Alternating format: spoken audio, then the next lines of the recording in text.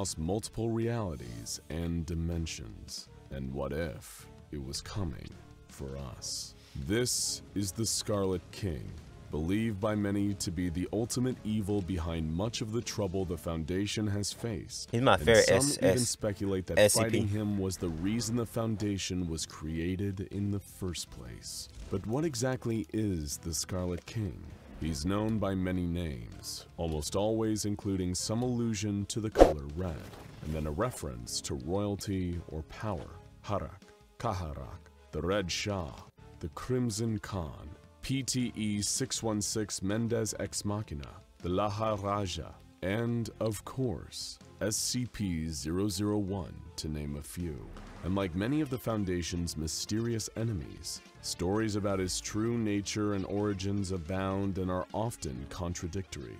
According to the official SCP-001 files of Tufto's proposal, symbology of the Scarlet King has existed in multiple cultures throughout history, with the king often depicted the same way, as a huge red demonic figure, often wearing a gold crown or other headdress indicating royalty. He shows up looking similarly within different cultures' mythologies, despite existing at different points in history or them not having the means to communicate with one another. A number of entities that the SCP Foundation is familiar with are believed to be somehow connected to the Scarlet King, including SCP-2317, a wooden door leading to the realm of a being known as the Devourer, who's expected to escape and cause an apocalyptic event in the next 30 years. But really, there's no way of knowing just how many SCPs are directly connected to the Scarlet King. Strangely, the Foundation's official file on the Scarlet King once designated his containment class as Keter, but that has since been downgraded to Safe. According to the file, any attempt to change this designation is likely to lead to horrifying results. It is widely known that the Scarlet King still has considerable influence over a number of groups, individuals, and anomalies in our universe. And if ever he made his way into our universe, it would likely lead to the irreversible damage of reality itself. So then why Safe? And why are the O5 Council so adamant that it remain that way? Getting to the bottom of this mystery is exactly why we're here today. But to fully grasp the true nature of the Scarlet King, we must first understand the man whose life and fate have always been tied to it, Dr. Robert Montauk. If that name feels oddly familiar to you, it's because of its association with one of the Scarlet King's most recent attempts to enter our reality, SCP-231. This SCP, often referred to as the Brides of the Scarlet King, was formed of 7 women. 7, by the way, being an extremely significant number for the king, all kidnapped by the most recent in a long line of the king's devoted cults known as the Children of the Scarlet King. Each of these 7 unfortunate women were impregnated with anomalous horrors, such as the infamous SCP-682, and every time one of these horrors were birthed, a catastrophe occurred and the mother died. At the time, Dr. Montauk was a prominent researcher studying this anomaly, and as 6 catastrophes had already occurred, pressure was mounting to figure out a way to prevent the final birth. But as he was working on the issue, Dr. Montauk was struck with a personal tragedy, the mysterious disappearance of his 14-year-old brother Jacob. In his fear and anger, Montauk believed that this must have something to do with the Scarlet King and his disciples. Wanting revenge, Montauk proposed an idea so horrifying that the details were never made public. A procedure known as 110 Montauk, to be performed on the final bride at regular intervals. However, this wasn't the end of Dr. Montauk's fraught relationship with the Scarlet King. It was just the beginning. To give you some perspective on just how dangerous the Scarlet King is, the SCP Foundation and the Global Occult Coalition decided to put aside their differences and form a joint effort to stamp out the children of the Scarlet King. They were successful in this mission, and even managed to capture the children's leader, a mysterious man named Depeche Spivak. Dr. Montauk, who became the lead researcher on 231 and 2317, was naturally the first choice for interviewing Depeche about the true nature of the children and of the Scarlet King. Dr. Montauk could never be the impartial interviewer that the SCP Foundation wanted, though. The suspicion that the Scarlet King or the children had something to do with the loss of his younger brother Yunenberger is the vessel, right? Just beneath the surface. Like a lot of cult leaders, Depeche was extremely cryptic in his answers to Dr. Montauk's questioning. He'd already heard from the reputation of the horrifying Montauk procedure and was surprised to see him so calm and courteous in person. A few key facts about the king and his cult were revealed in the first few rounds of questioning.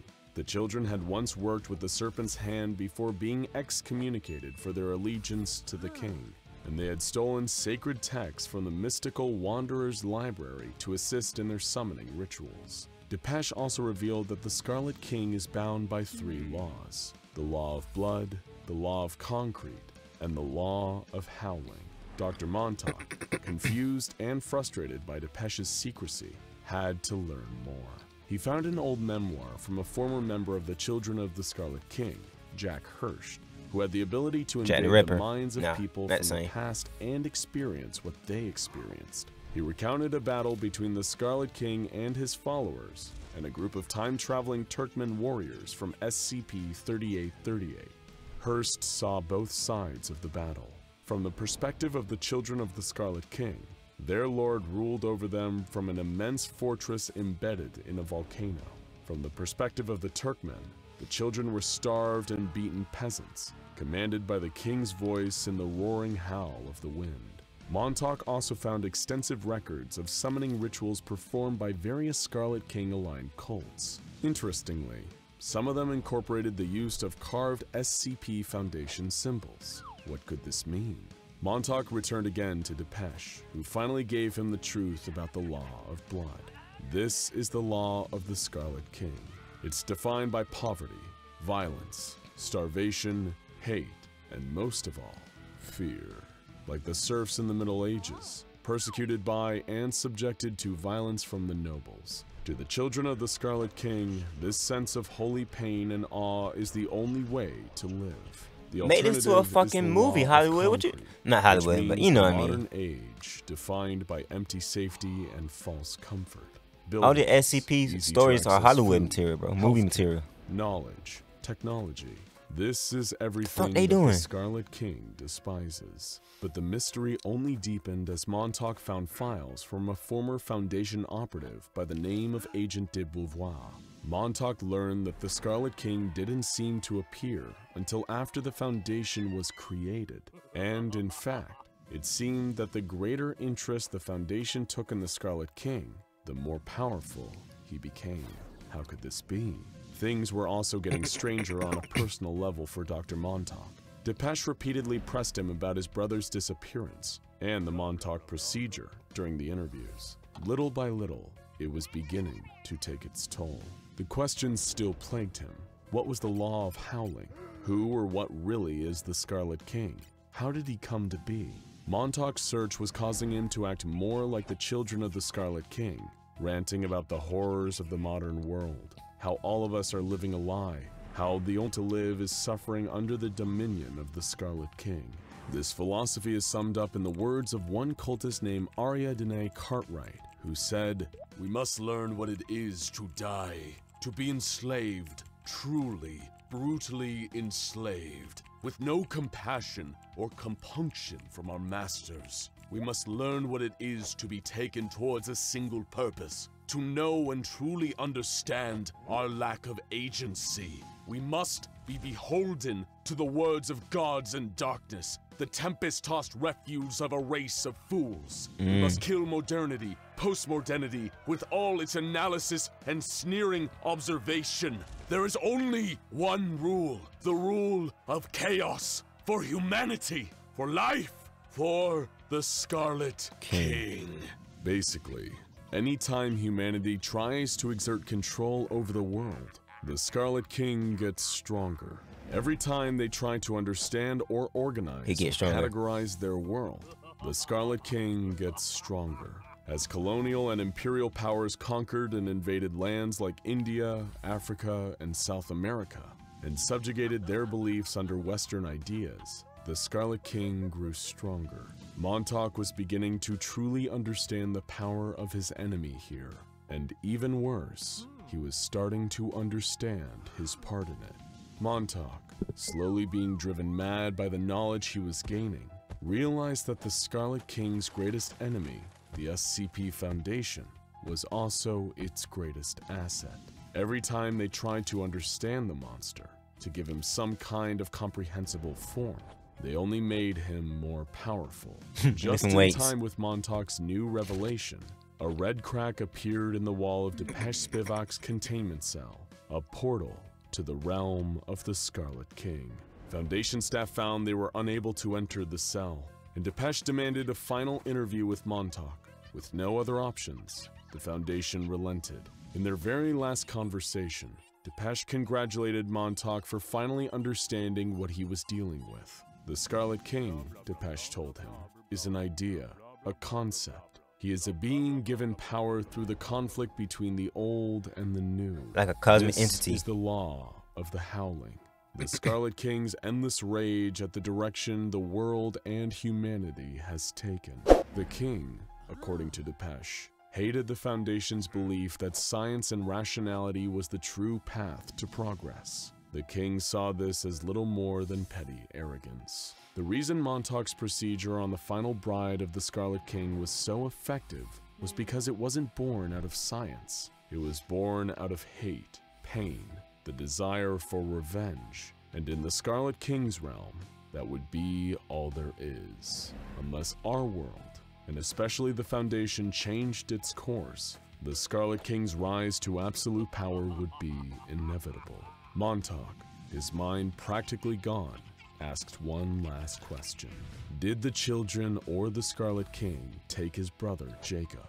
When Depeche told him the answer, no. And in response, Montauk shot him dead, finally bringing an end to the children of the Scarlet King. In light of his new revelations, Montauk begged the O5 Council to change their ways in order to avoid letting the Scarlet King break into our reality. They refused, saying Montauk's ideas were too radical. But they knew they couldn't just ignore the threat posed by the Scarlet King.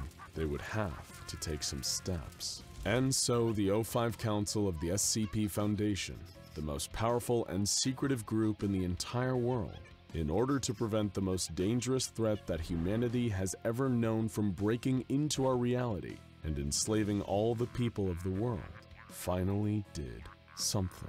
They changed the classification of the Scarlet King from Keter to safe, and made its description on the official Foundation files deliberately vague. The O5 Council thinks this will be enough to stop the Scarlet King's power from continuing to grow, but Montauk knew it wasn't enough. He had seen the truth, and he couldn't unsee it.